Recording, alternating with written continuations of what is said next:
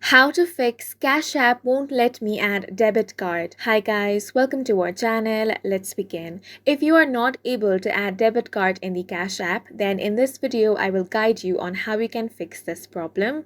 Now to fix this problem, you have to contact the customer support. To do that, you want to open the Cash App on your device. Make sure to log into your account. After you have logged in, you want to tap on the profile icon at the top right corner of your screen. Now from here, scroll down, then tap on the support option. Now here you have different articles. Simply scroll down and find the option of contact us. There you have the chat option. Go ahead and tap on that. Now the Cash App support will open up. Here you want to type in your issue. So mention that you are not able to add debit card. You also want to attach screenshots if you want.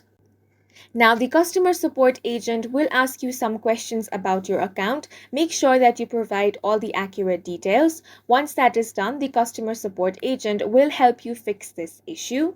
If you don't have the application, you can open up any web browser and search for Cash App customer service. Here, you have the customer support number. Simply dial that and then mention your issue. And in this way, you can fix this problem. And that's it for this video. If you found it helpful, please make sure to hit the like button and subscribe for more videos like this.